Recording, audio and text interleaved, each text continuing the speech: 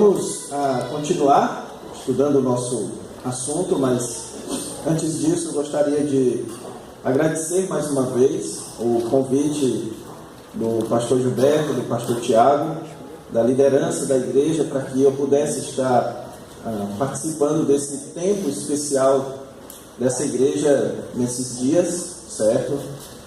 Para mim foi uma alegria muito grande, para nossa família também tem sido uma alegria muito grande estar aqui com vocês e conhecer mais ainda dessa igreja. Como eu disse na vez passada, para mim é um motivo de refrigério, de ânimo para voltar para o ministério, para voltar para o trabalho de Deus. Quando a gente sai um pouco do nosso trabalho, conhece outros irmãos, é edificado por outra igreja e então volta com mais força para continuar o trabalho. Eu peço que vocês lembrem-se de orar pela nossa igreja, a Igreja Bíblica Luz do Mundo, lá em Passo Fundo. Nós estamos num processo bem importante na história da nossa igreja. No dia 28 de novembro está marcado o culto de organização da nossa igreja. Então, nossa igreja é só uma congregação, por enquanto, mas nós queremos nos tornar uma igreja constituída agora no dia 28 de novembro. E vocês estão convidados, ok? Então, os irmãos estão convidados para irem a Passo Fundo. Eu vou mandar um convite mais elaborado para ser estampado em algum mural ou aparecer naquele quadro de avisos bem legal que aparece aqui antes do culto, certo? Então, todos vocês estão convidados. Já o pastor Gilberto e o Tiago não estão convidados, eles estão convocados, certo? Eles devem, não tem opção, certo? Se disser, eu não tenho dinheiro para passar, a gente manda o dinheiro, mas os dois têm que ir. Mas os irmãos, como um todo, estão plenamente convidados para esse dia especial da nossa igreja lá em Passo Fundo, ok? Então lembrem-se de orar por nós e pelo nosso ministério ali naquela cidade. E bem, irmãos, até aqui nós temos aprendido sobre evangelismo. Na segunda pregação de ontem à noite, nós respondemos a seguinte pergunta: o que é a tarefa evangelística? Nós vimos em Atos capítulo 1, versículos de 6 a 8, que o evangelismo é uma tarefa obrigatória da igreja e do crente no Senhor Jesus Cristo e deve ser realizada por todo aquele que é cheio do Espírito Santo, por todo aquele que é salvo e que possui o Espírito Santo em sua vida. E essa tarefa evangelística, ela deve abranger a todas as pessoas. A igreja não pode escolher grupos de atividade ou público-alvo. Ela deve pregar o evangelho a toda criatura. Hoje de manhã nós respondemos uma segunda pergunta, que é como realizar a tarefa evangelística. Eu mostrei aos irmãos que você pode encontrar nas Escrituras uma certa metodologia de trabalho, onde nós vemos essa metodologia sendo apresentada pelo Senhor Jesus Cristo em Mateus 28 e aplicada pelo apóstolo Paulo em Atos capítulo 14, que é uma metodologia que consiste em 3 passos. Primeiro de tudo, pregação do Evangelho. Para a igreja crescer, ela precisa valorizar a pregação do Evangelho. Uma vez que as pessoas creem no Evangelho e se tornam discípulos do Senhor Jesus Cristo, é necessário que a igreja agora providencie o que nós chamamos de discipulado, de treinamento, para que a pessoa aprenda a viver a vida cristã. E uma vez que a pessoa é discipulada, ela precisa ser estabelecida dentro da sua igreja local, debaixo da liderança dos seus pastores. E deixe-me só fazer um breve comentário, irmãos. Um irmão me procurou com uma dúvida, que eu imagino que pode ser uma dúvida de outros irmãos aqui. Esse irmão me perguntou o que dizer a respeito de certas estratégias, como, por exemplo, você ter um jogo de futebol com o propósito de atrair pessoas para ouvir a mensagem do Evangelho. Então você marca um jogo de futebol e no final ou no começo você tem um momento de pregação. Se isso é errado ou se isso é, de certa forma, você atrair pessoas pelo motivo errado.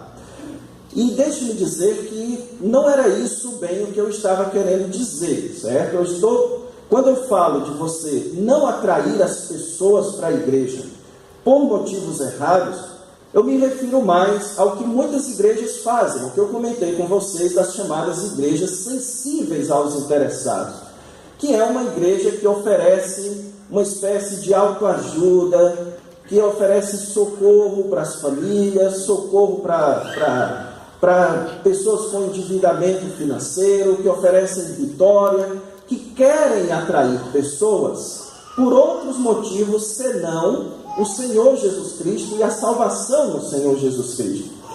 Essas estratégias evangelísticas, elas na verdade visam derrubar barreiras que impedem a evangelização. Muitas pessoas não são evangelizadas porque possuem certas barreiras. Então, por exemplo, muita gente tem, como o pastor Tiago comentou aqui no começo, preconceito contra crente. Então, muita gente acha que crente não joga bola, que crente não se diverte, que crente deve viver igual monge, da casa para o trabalho, do trabalho para a igreja, da igreja para casa, e que crente não tem diversão. Então, ser crente deve ser algo extremamente triste. Então, quando você chama alguém, um descrente, para jogar futebol com os irmãos da igreja, você está derrubando uma barreira. Eles podem ver que crente joga bola, que crente se respeita, que esse jogo aqui é diferente daquele jogo que eu jogo com os amigos do trabalho, que eles só tem violência, só tem desrespeito. Aqui o pessoal se respeita, aqui o pessoal se valoriza, ou pelo menos deveria, né? Então, no nosso futebol lá da nossa igreja, também foi uma oportunidade de a gente trabalhar certos problemas entre os irmãos. Então, o futebol, o esporte, um clube bíblico, um grupo de artesanato, tudo isso são estratégias para derrubar barreiras para que você cumpra o primeiro passo. O problema seria se o futebol fosse um fim em si mesmo. Então vamos para a nossa igreja, porque a nossa igreja tem um jogo de futebol bem legal. Isso é que é um problema, certo? Quando você oferece não Cristo, você oferece a sua igreja não por Cristo, mas por algum interesse pessoal. Entendido? Agora, irmãos, nós vamos avançar tentando responder uma terceira pergunta, que é: qual é a meta da evangelização? Não há nada que nós fazemos neste mundo que não possua uma meta. Tudo que nós fazemos, nós temos um propósito para fazer aquilo. Por exemplo, hoje em dia é muito comum as pessoas prestarem concurso público. Então você pensa, eu vou estudar porque a minha meta é passar no concurso público. Só que eu poderia lhe perguntar, qual é a sua meta ao passar no concurso público? E você responderia, eu quero ter um emprego estável. E eu poderia lhe perguntar, mas qual é a sua meta por ter um emprego estável? Eu quero dar uma vida melhor para a minha família. E eu poderia lhe perguntar, qual é o seu propósito em lhe dar uma vida melhor para a sua família? Então veja, irmãos, que tudo que a gente faz, nós temos um propósito. Tudo que a gente faz, nós temos uma meta, uma causa. Nós sempre fazemos algo por causa de alguma coisa. Só que, tão importante quanto você ter metas, você ter propósitos, é você saber como alcançar esses propósitos. Se você tem um propósito, mas você não sabe como atingir aquele propósito, isso será inútil. Aquele seu propósito não vai ser atingido. No evangelismo, irmãos, é exatamente assim.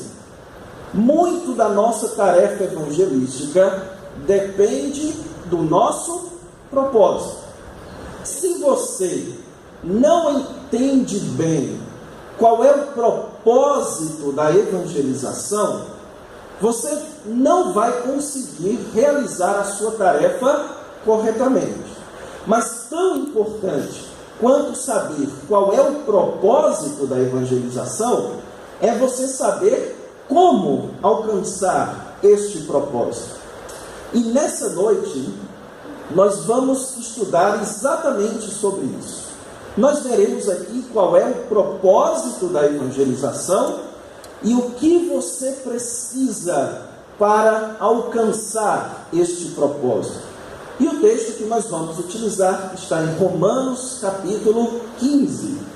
Então abra sua Bíblia no livro, na carta de Paulo aos Romanos, capítulo 15.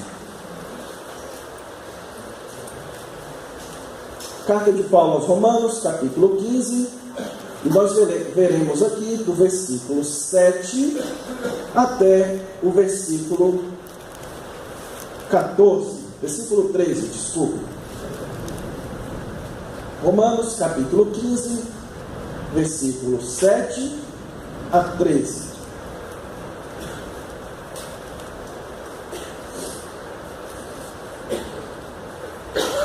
Romanos 15, versículo 7 a 14.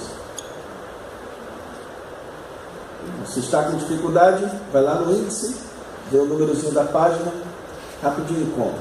Técnica infalível, hein? Essa é de graça. Como encontrar um livro da Bíblia facilmente? Olha a página no índice, certo? Romanos capítulo 15, versículos de 7 a 13, não 14, 13. Vamos ler o texto da palavra de Deus. Diz o seguinte: portanto, acolhei-vos uns aos outros, como também Cristo nos acolheu para a glória de Deus. Digo, pois, que Cristo foi constituído ministro da circuncisão em prol da verdade de Deus, para confirmar as promessas feitas aos nossos pais, e para que os gentios glorifiquem a Deus por causa da sua misericórdia, como está escrito: por isso eu te glorificarei entre os gentios, e cantarei louvores ao teu nome. E também diz: alegrai-vos, ó gentios, com o seu povo. E ainda: louvai ao Senhor, vós todos os gentios, e todos os povos o louvem. Também Isaías diz: haverá a raiz de Jessé, aquele que se levanta para governar os gentios. Nele os gentios esperarão.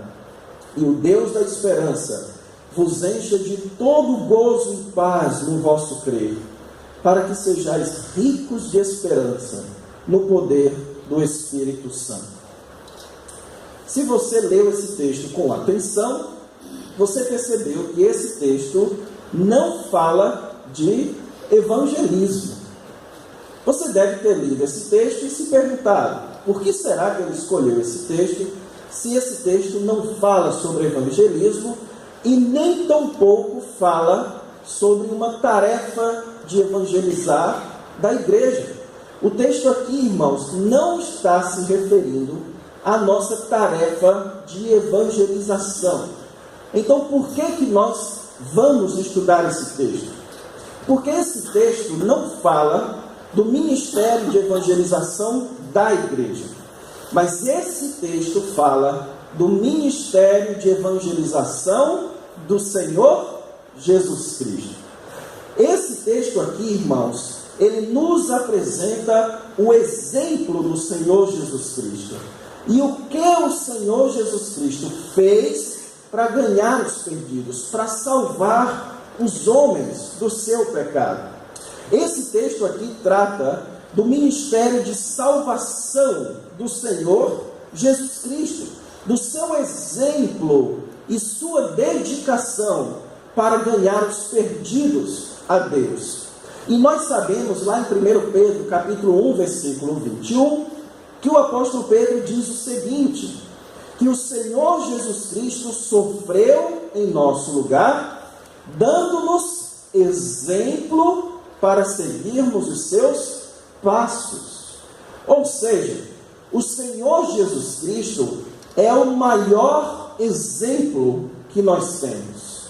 Então, muito do que a gente deve fazer, nós encontramos por meio do exemplo do Senhor Jesus Cristo. Então, quando nós lemos o que o Senhor Jesus Cristo fez para salvar os pecadores e qual era o seu propósito ao salvar pecadores, nós vemos o seu exemplo e então pensamos no que nós devemos fazer para seguir o seu exemplo. Então vamos orar neste momento, vamos pedir a direção do nosso Deus e entender então através desse texto aqui qual é o exemplo do Senhor Jesus Cristo quanto ao propósito da evangelização e aos meios para alcançarmos este propósito. Então vamos orar. Santo e eterno Deus, amado Pai, nós temos diante de nós agora, Deus, um dos textos mais interessantes do Novo Testamento, texto que pode, ó Deus, mudar a nossa perspectiva quanto à pregação do Evangelho e da nossa vida mesmo, Deus. Pois nesse texto nós vemos claramente o exemplo do Senhor Jesus Cristo. E olhar para o Senhor Jesus Cristo, ó Deus, é olhar para o exemplo mais sublime do que nós devemos ser. E que saber, ó Deus, que nós vamos olhar para o exemplo de Cristo.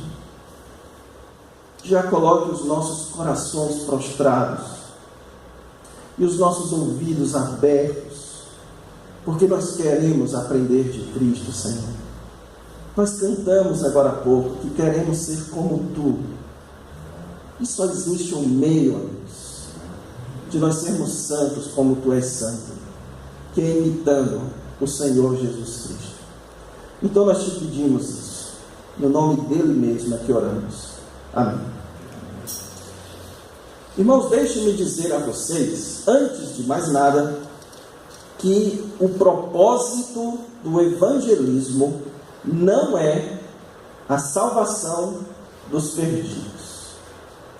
O propósito da evangelização não é meramente ganhar almas para o Senhor Jesus Cristo. O grande propósito da tarefa evangelística não é salvar pecadores. Isso é algo interessante, irmãos, que nós vemos aqui neste texto. Você pode ficar chocado com essa declaração, mas é exatamente isso que o texto nos diz. Olha só o versículo 7 que ele fala. Portanto, acolhei-vos uns aos outros, como também Cristo nos acolheu. Deixe-me explicar a vocês aqui. Quando o apóstolo Paulo fala que Cristo nos acolheu, ele está falando de um contexto em que na igreja de Roma estava tendo uma inimizade entre judeus e gentios. Os judeus com a sua opinião, os gentios com a sua opinião. Então a igreja estava rachada, tinha inimigos dentro da igreja.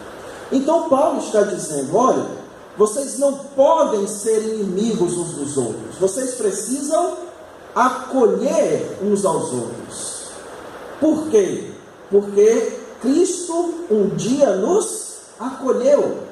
Um dia nós éramos inimigos do Senhor Jesus Cristo, mas o Senhor Jesus Cristo amorosamente nos acolheu.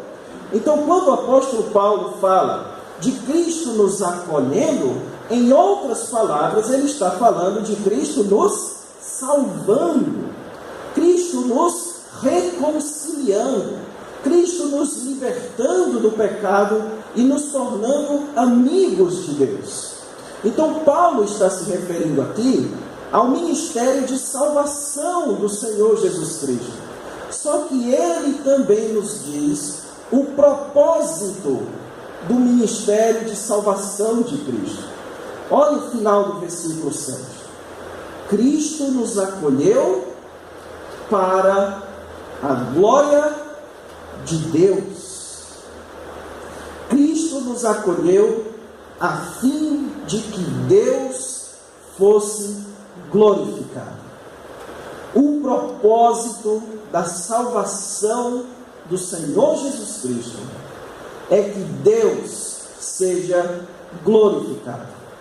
Este foi o supremo propósito do Senhor Jesus Cristo: salvar pecadores para que Deus fosse glorificado por isso.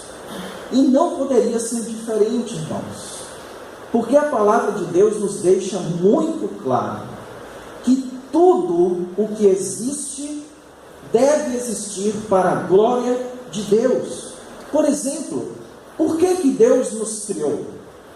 Por que Ele nos criou? Será que foi, como o Augusto Cury disse no seu livro, o Pai Nosso? Então, um dia eu peguei o livro do Augusto Cury, certo? E ele disse lá no comecinho do livro do Pai Nosso, ele explicando o Pai Nosso. Olha só, o Augusto Cury explicando a oração do Pai Nosso. E ele disse o seguinte: por que Jesus nos ensina a chamar Deus de Pai? Porque Deus tem um rombo emocional. Ele diz: Deus tem uma certa carência de filhos. Então Ele precisou criar filhos para suprir essa sua carência. Olha que absurdo, irmãos.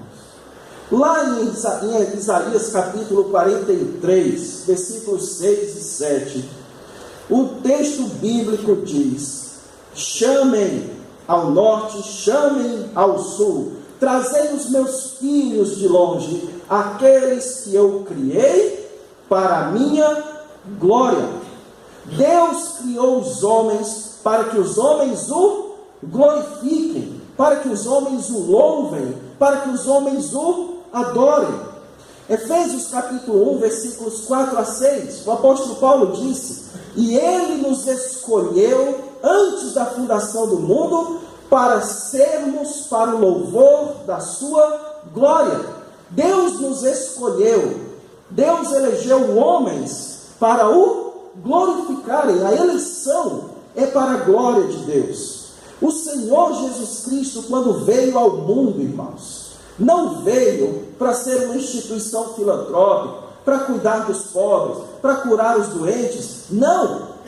Lá em João capítulo 7, versículo 8, ele deixa muito claro: quem fala por si mesmo está procurando a própria glória, mas eu não procuro a minha própria glória, e sim a daquele que me enviou. Então, tudo o que Jesus fez, Ele fez para que Deus fosse glorificado. E Romanos capítulo 11, versículo 36, para resumir aqui, o que o apóstolo Paulo diz? Porque dele, por meio dele e para ele são todas as coisas. A ele, pois, a glória eternamente. Tudo o que existe, existe para a glória de Deus. Então não haveria outro motivo pelo qual você e eu deveríamos evangelizar. Não haveria outro motivo pelo qual o Senhor Jesus Cristo veio a este mundo salvar pecadores.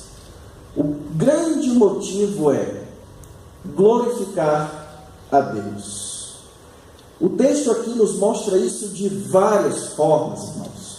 O restante do texto nos mostra que Cristo veio salvar pessoas para que Deus fosse louvado e glorificado. Olha só o versículo 8.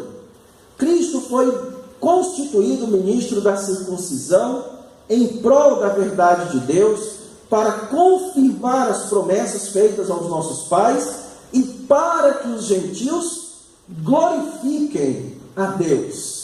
E aí ele começa a citar vários textos do Antigo Testamento, porque está escrito: por isso eu te glorificarei entre os gentios. Versículo 10: alegrai-vos, ó gentios, com o seu povo. Versículo 11: louvai ao Senhor, vós todos os gentios. Qual é o grande propósito do Senhor Jesus Cristo aqui? É que os homens louvem a Deus, que os homens glorifiquem a Deus, que os homens adorem a Deus. Cristo salvou pecadores para que estes pecadores salvos adorem a Deus, glorifiquem a Deus. Este era o propósito principal do Senhor Jesus Cristo, a sua meta. Então, qual era a meta do Senhor Jesus Cristo que ele queria bater? Qual era o seu propósito? Que pecadores honrassem a Deus, glorificassem a Deus, louvassem a Deus. Então a meta, irmãos, do ministério de salvação do Senhor Jesus Cristo é a glória de Deus. 1 Coríntios capítulo 10, versículo 31, o que o apóstolo Paulo diz? Portanto, quer comais, quer bebais, ou façais qualquer outra coisa, fazei tudo, para quê? Esse é outro versículo, e se você morrer sem saber memorizado, você vai chegar no céu e passar uma vergonha, certo? Porque crente que é crente tem que decorar esse versículo. 1 Coríntios 10, 31. Portanto, quer comais, quer bebais, ou façais qualquer outra coisa, fazei tudo para a glória de Deus. Tudo, inclusive a evangelização. Então, para que evangelizar? Por que evangelizar? Qual é o propósito de evangelizar? O nosso propósito, irmãos, é que Deus seja glorificado. Por que Deus criou a obra missionária, a pregação do Evangelho? É porque Ele não é adorado como deveria. Ele não é glorificado como deveria. E o melhor para nós seres humanos é que nós adoremos a Deus, porque nós fomos criados para isso. O teólogo Santo Agostinho, no seu livro As Confissões, ele disse algo muito marcante. Tu nos fizeste para ti, e o nosso coração não encontra descanso, enquanto não se encontra em ti. O que ele está querendo dizer? Nós fomos criados para adorar a Deus. Nós fomos criados para honrar a Deus.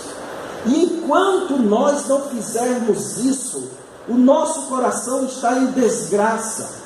Então por que nós precisamos pregar o Evangelho para os perdidos? Porque as pessoas não estão honrando a Deus, não estão louvando e adorando a Deus. Veja como isso muda a nossa perspectiva. Porque muitas vezes a gente pensa o seguinte: nós precisamos pregar o Evangelho porque senão a nossa igreja não cresce. E isso, de certa forma, é verdade. Nós precisamos pregar o Evangelho porque sem Cristo as pessoas vivem em dificuldade, vão viver perdidas. Isso é verdade. Nós precisamos pregar o Evangelho porque as almas estão caminhando para o inferno. E isso é verdade. Mas nada disso é o nosso supremo propósito. Nós precisamos pregar o Evangelho para o nosso vizinho, porque enquanto o nosso vizinho não tem Cristo, Deus não tem sido adorado por ele. Deus não tem sido glorificado naquela vida. E nós queremos e desejamos que todas as nações cantem e louvem ao Senhor. Que a glória do Senhor se espalhe por toda a terra. Não é isso, irmãos, que nós cantamos nos Salmos? Anunciai entre as nações a sua glória, e entre todos os povos as suas maravilhas. Porque grande é o Senhor e muito digno de ser louvado.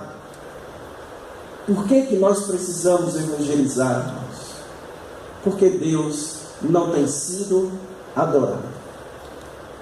E por meio do Evangelho, o homem então salvo, o homem então perdoado do seu pecado, agora poderá glorificar a Deus, honrar a Deus.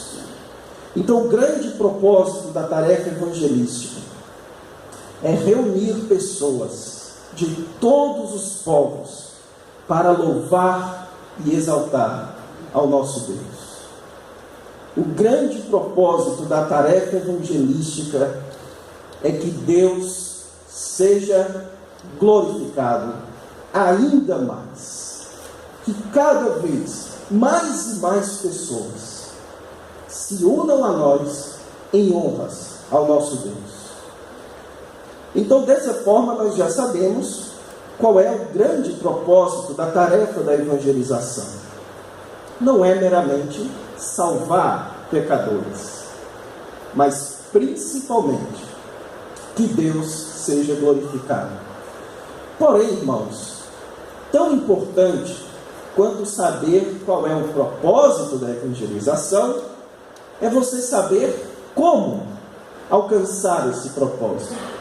E o texto bíblico aqui nos diz que Cristo nos salvou, nos acolheu para a glória de Deus. E a partir do versículo 8 e versículo 9, o apóstolo Paulo nos mostra o que o Senhor Jesus Cristo fez para glorificar a Deus através da nossa salvação. Quais atitudes o Senhor Jesus Cristo tomou para que Deus pudesse ser glorificado por meio do seu ministério? Então eu quero apresentar para vocês aqui, irmãos, 3 atitudes do Senhor Jesus Cristo que nós precisamos imitar. 3 atitudes que você e eu precisamos ter para que Deus seja glorificado na nossa tarefa evangelística. E não apenas nisso, mas em tudo o que nós fizermos na nossa vida. Em primeiro lugar, o Senhor Jesus Cristo e nós precisamos nos doar pela glória de Deus. Nós precisamos nos dedicar, nos doar para que Deus seja glorificado. Olha só o versículo 8, o que o apóstolo Paulo diz. Digo, pois, que Cristo foi constituído ministro da circuncisão. Aqui, irmãos, o apóstolo Paulo está nos dizendo como foi, ou o que o Senhor Jesus Cristo decidiu fazer para glorificar a Deus por meio do seu ministério. E a primeira atitude que ele nos fala aqui é do que o Senhor Jesus Cristo foi capaz de se doar para que Deus fosse glorificado. Ele diz: Cristo foi constituído ministro da circuncisão. Irmãos, essa tradução aqui, ela está usando certas palavrinhas que talvez você não entenda. Então deixe eu explicar aqui e você vai perceber o quão simples é isso que o apóstolo Paulo está dizendo. Lá em Filipenses capítulo 2, a partir do versículo 5, o apóstolo Paulo diz o seguinte: que o Senhor Jesus Cristo, mesmo sendo Deus, não julgou o ser igual a Deus como algo que ele deveria se apegar. Antes, a si mesmo se esvaziou, se tornando ou assumindo a forma de servo. A mesma ideia é a ideia desse texto. Quando o apóstolo Paulo diz que Cristo foi constituído ministro, essa palavrinha traduzida aqui por ministro é a mesma palavra que Paulo utiliza em Filipenses 2 para servo. Cristo foi constituído ministro, ou seja, Cristo se fez servo. Ele sendo o Senhor, Ele sendo Deus, Ele estando assentado no trono da sua glória, Ele sendo o Senhor de todo o universo e de todos os anjos, Ele se fez servo. E que tipo de servo Ele fez? Ele se fez servo da circuncisão. Ou seja, o Senhor Jesus Cristo se fez um servo judeu. Ele se tornou um homem comum. um homem, um ser humano como os outros judeus da sua época. Então, o que o apóstolo Paulo nos diz aqui, irmãos, é que o Senhor Jesus Cristo, em prol de glorificar a Deus, ele foi capaz de se humilhar, porque ele deixou a sua glória celestial e a si mesmo se humilhou, se tornando um servo. Lembre-se de Hebreus capítulo 12. Ele trocou a alegria do céu pela vergonha da cruz. Ele trocou o louvor dos anjos pelo insulto dos homens. Eu fico imaginando, irmãos, a cena descrita nos evangelhos, de Jesus lá todo esbofeteado, com a sua coroa de espinho, com o seu manto de púrpura, ele zombando de Jesus. Aquele que era o Deus da glória, estava aqui neste mundo sendo zombado pelos homens. Tudo isso para a glória de Deus. Tudo isso para que Deus fosse glorificado. Então, irmãos, o que nós vemos aqui é que se nós quisermos glorificar a Deus com a nossa tarefa evangelística ou com qualquer outra coisa que nós façamos em nossa vida, nós precisamos desse mesmo tipo de atitude aqui, de uma atitude de doação, de você se doar, abrir mão de algumas coisas que você valoriza em prol dos interesses de Deus. Deixe-me perguntar aqui, irmãos, a vocês: se essa igreja organizar um trabalho evangelístico no sábado pela manhã,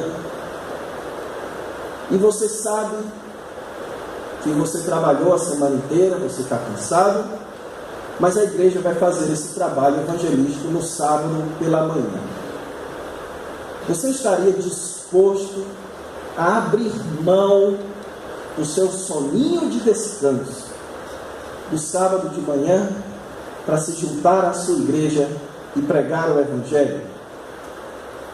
Agora deixe-me fazer outra pergunta.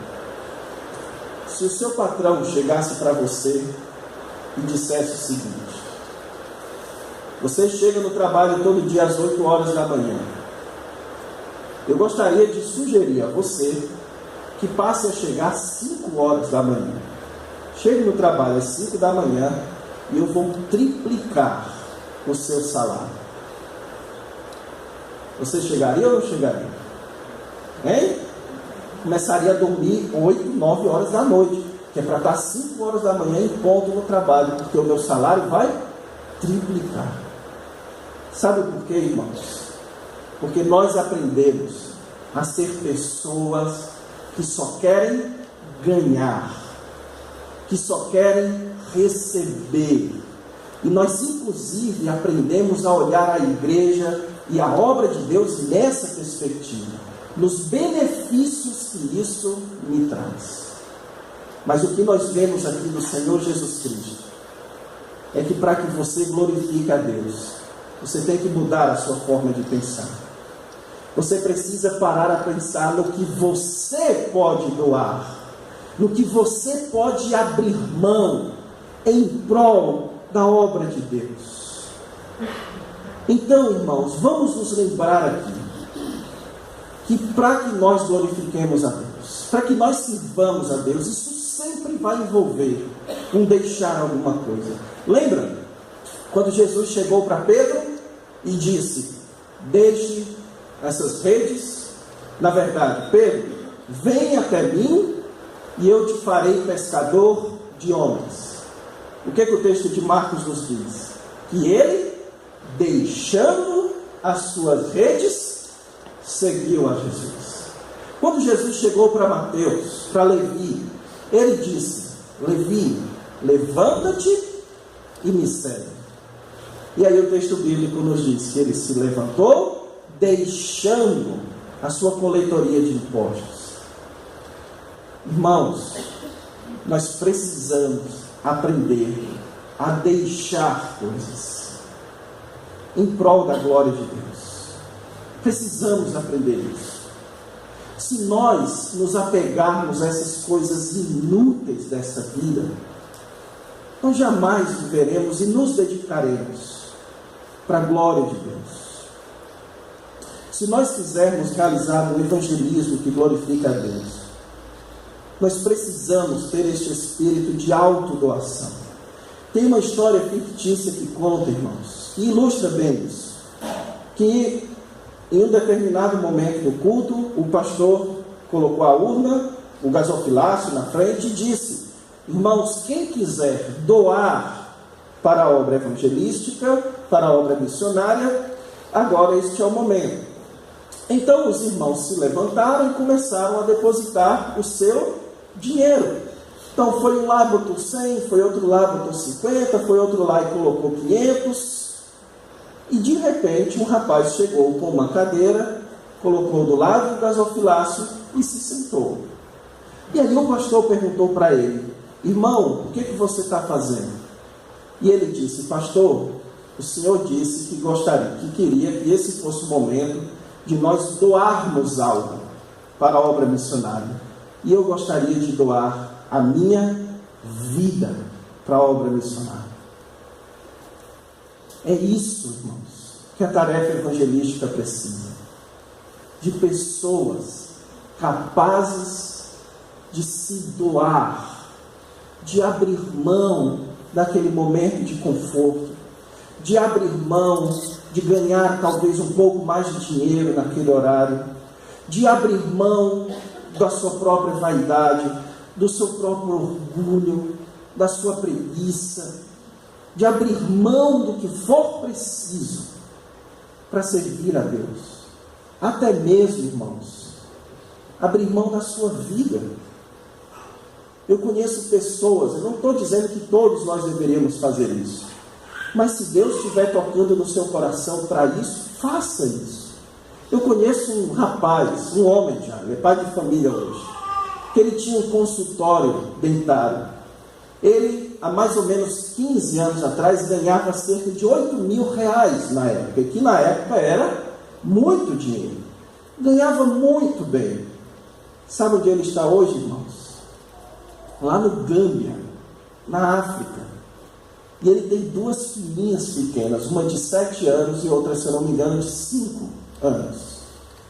Ele abriu mão de dar a melhor educação para suas filhas, de ter o melhor sistema de saúde na sua cidade, de ter o melhor salário, de ter o melhor carro, para ver Deus ser glorificado no Gâmbia. Por que nós não abriríamos mão também? Se Cristo abriu mão de tanto por nós, por que nós não abrimos mão, meu Deus? Às vezes não abrimos mão de um jogo de futebol, de uma corrida de Fórmula 1, de 1 a 2 horas de sono a mais, para pregar o Evangelho e servir a Deus na sua obra, para que Deus seja glorificado em nossas vidas, irmãos.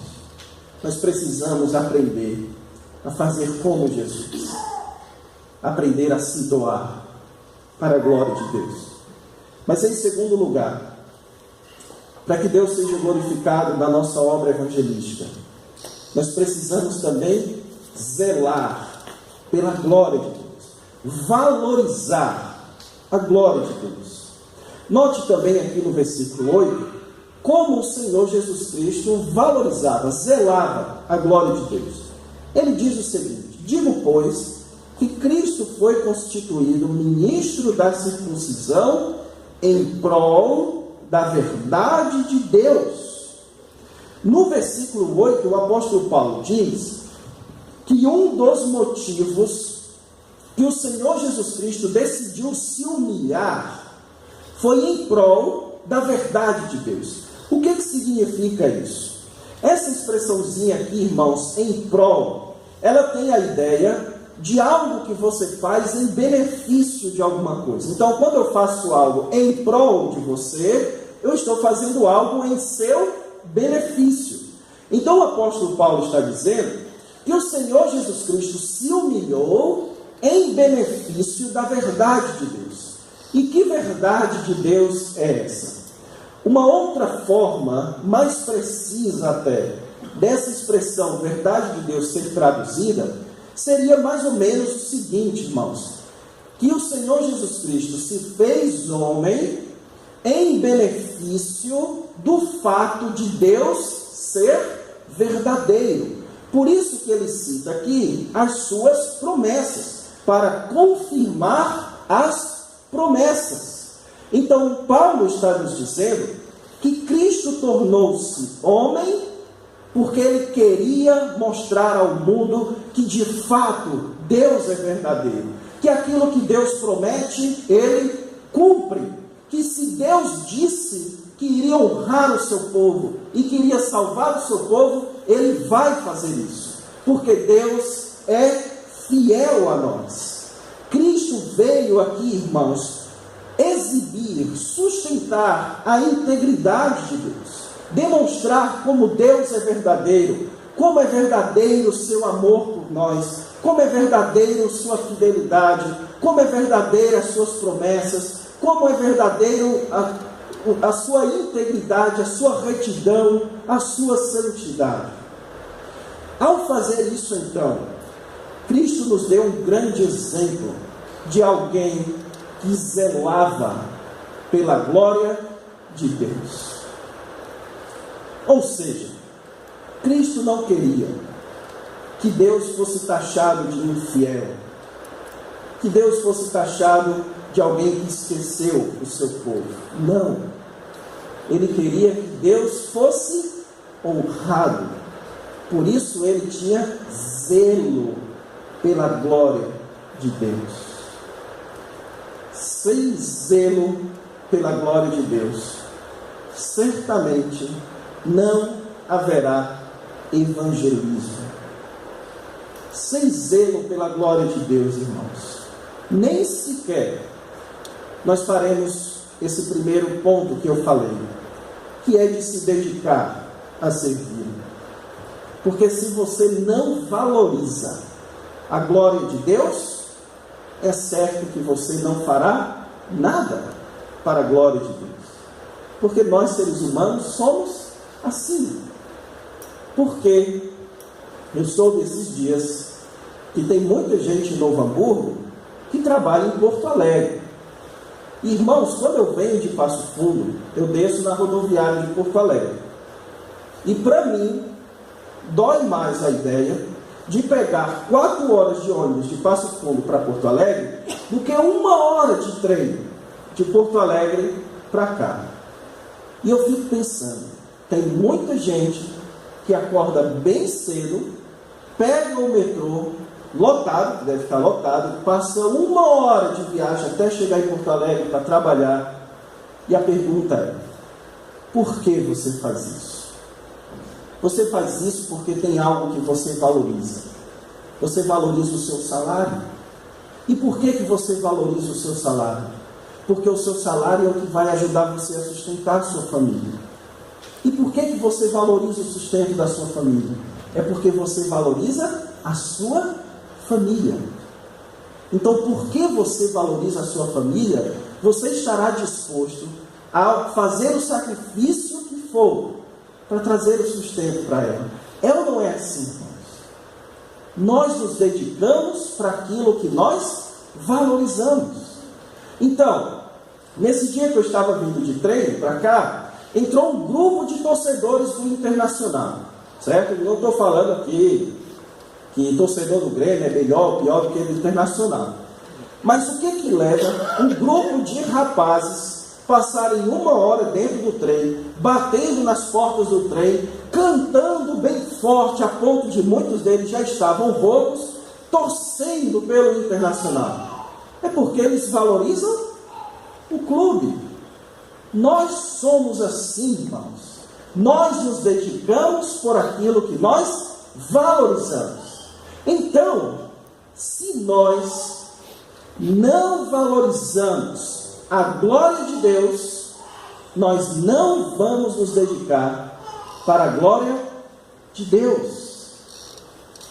E aqui está a grande verdade, pelo fato de nós nos dispormos tão pouco a servir a Deus na sua obra, a pregar o Evangelho aos perdidos, a ler as Escrituras, a orar, a louvar a Deus.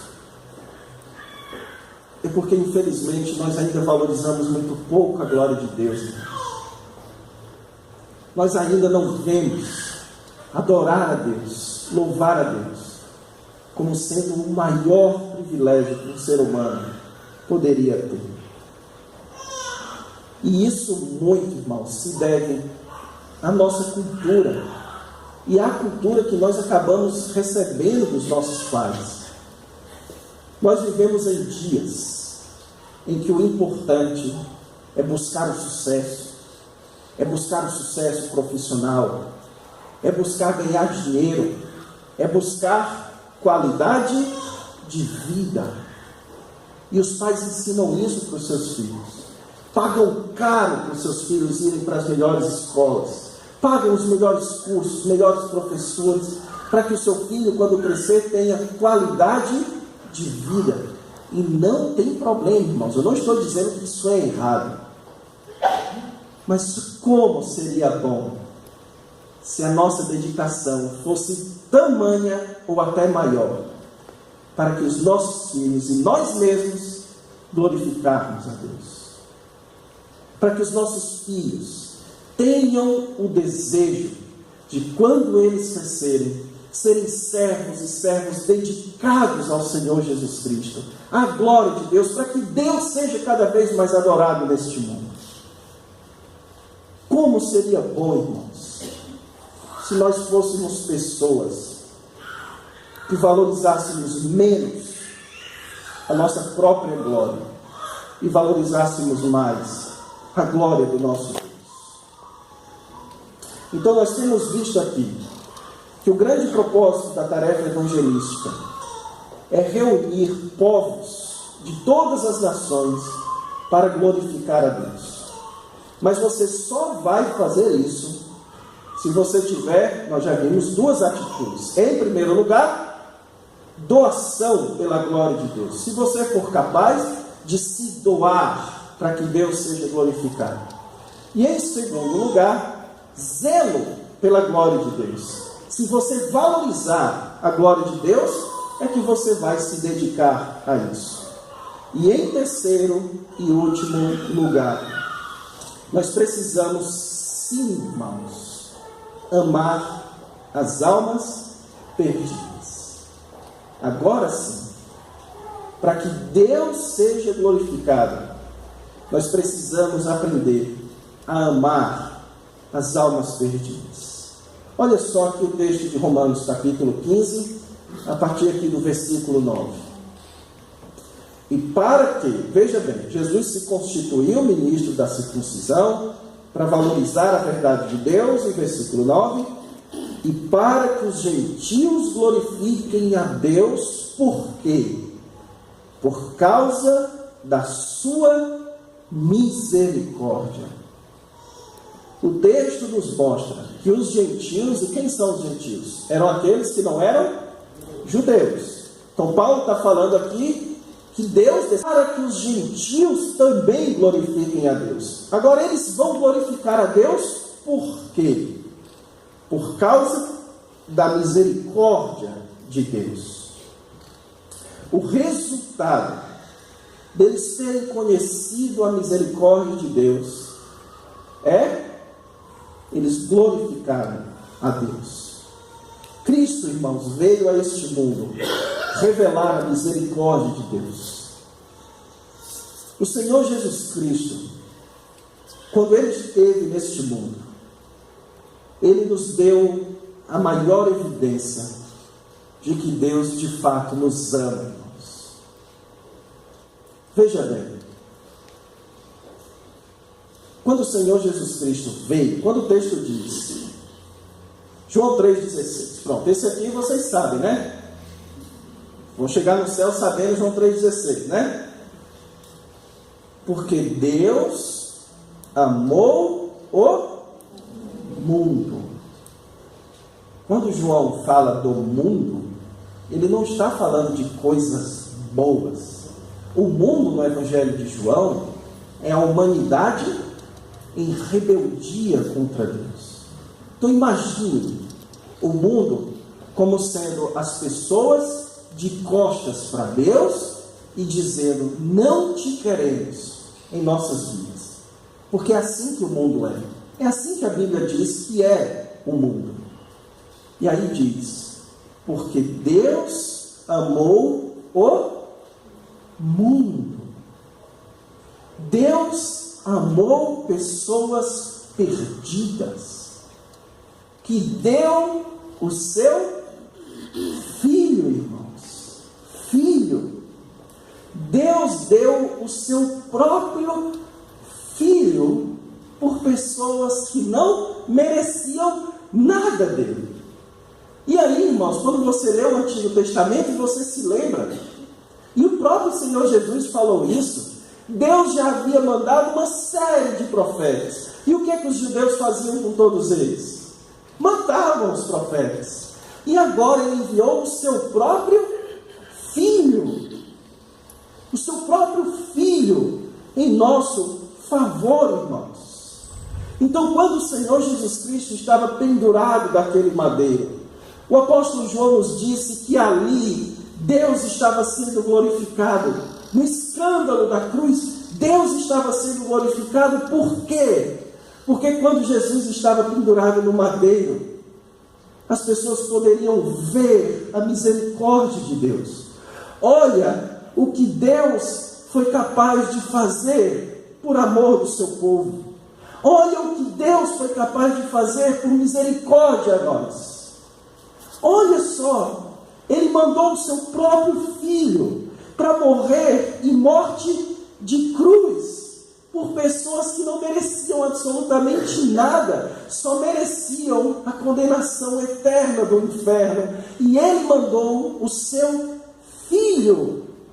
Então Jesus, irmãos, Ele foi a maior expressão do amor de Deus e da misericórdia de Deus por nós. O Senhor Jesus Cristo veio para os doentes. Ele disse: os sãos não precisam de médico, os doentes precisam de médico. E foi para esses que eu vim. O Senhor Jesus Cristo veio, irmãos, expressar amor aos perdidos. Ele nos amou quando nós não o amávamos, quando nós o detestávamos. Ele veio dar vida, irmãos, para mortos em seus pecados. Ele veio salvar criminosos, perseguidores, como o apóstolo Paulo, assassinos. Ele veio salvar imorais, pecadores. Ele veio salvar gente má. Não veio salvar gente boa. Esse foi o seu exemplo, irmãos. E esse deve ser o nosso exemplo também. Lá em 1 Timóteo, capítulo 1, versículo 16.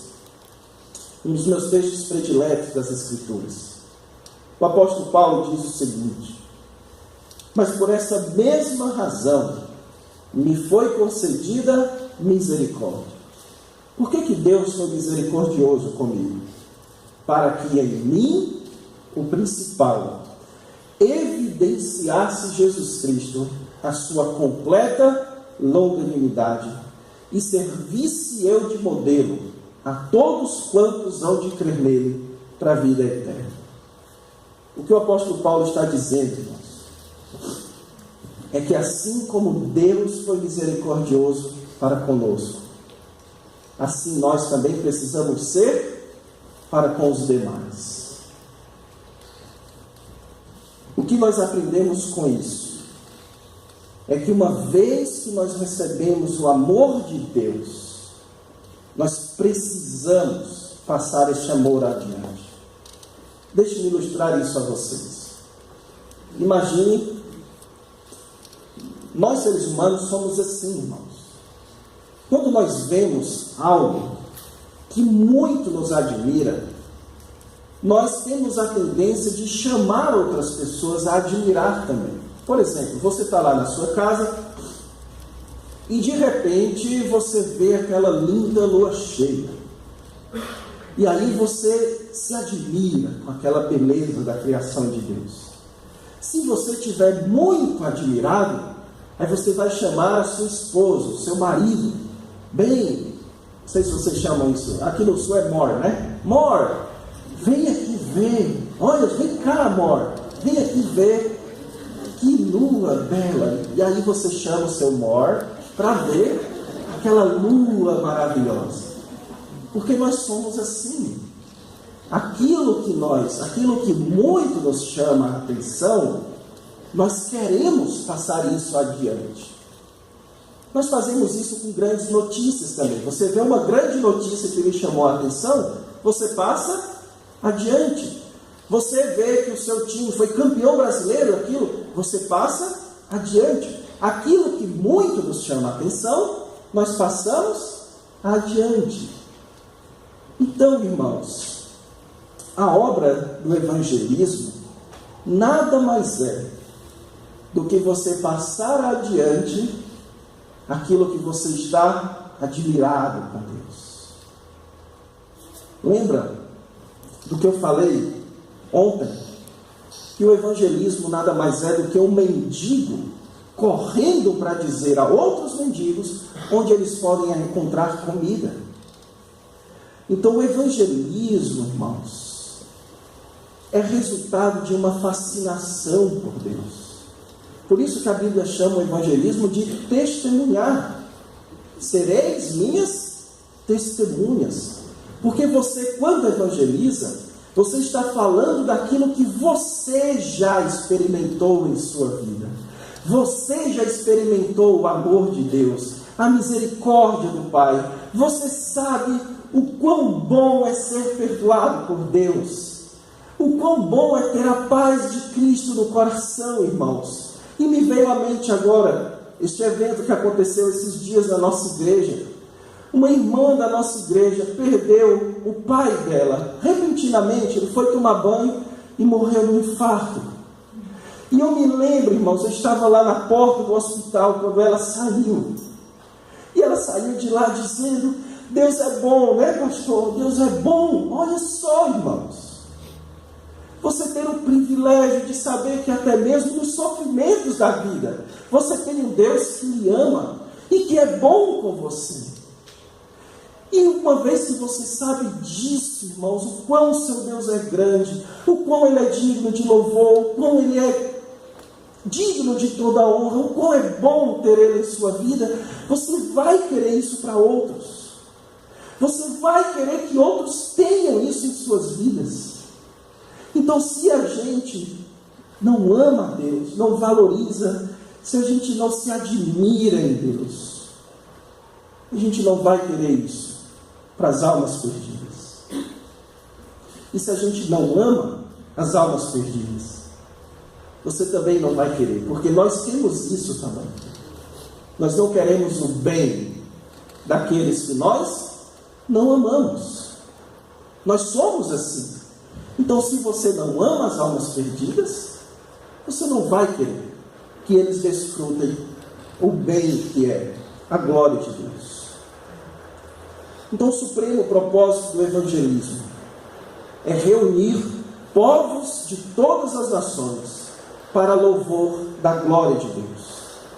E nós só alcançaremos esse objetivo se tivermos 3 atitudes. Primeiro, se nós nos doarmos para a glória de Deus. Segundo, se nós valorizarmos, zelarmos a glória de Deus. E em terceiro lugar, se nós amarmos as almas perdidas. Irmãos, com isso a gente encerra esses nossos estudos a respeito desse tema da evangelização. E deixe-me encerrar aqui sendo ainda mais específico. O meu desejo, irmãos, é que essa igreja seja uma igreja tomada pelo interesse de levar a glória de Deus. Se eu conseguir isso, eu sairei daqui muito feliz e Deus será glorificado. Mas ainda mais do que isso, que Deus levante no meio deste povo jovens e adultos dispostos a dedicarem a sua vida para a glória de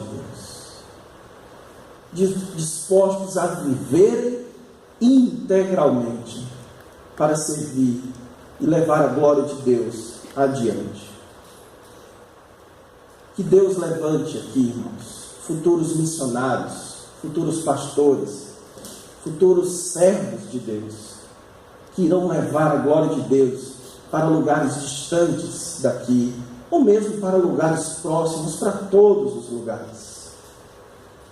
Que Deus levante servos e servas dedicados a Ele, no meio deste povo. Então, se você é pai, mãe, tenha este sonho para o seu filho. Sonhe com um filho dedicado a servir a Deus na sua obra. Jovens, moças, rapazes, considere isso. Considere se Deus tem realmente lhe tocado para servir a Deus integralmente, para pregar o Evangelho aos perdidos, para treinar pessoas, para pastorear, ser um missionário. Considere isso. E se isso está no seu coração, deixe-me dizer a você, vá em frente, vá em frente. Essa vai ser uma das melhores decisões que você vai tomar na sua vida. Eu me lembro um dia preciso em que eu decidi dedicar a minha vida a Deus integralmente no seu ministério. E eu nunca me arrependi dessa decisão. Nunca. E eu creio que você também não vai se arrepender. Então, que Deus continue abençoando essa igreja maravilhosa. Que esta amada igreja continue vivendo para a glória de Deus. Amém?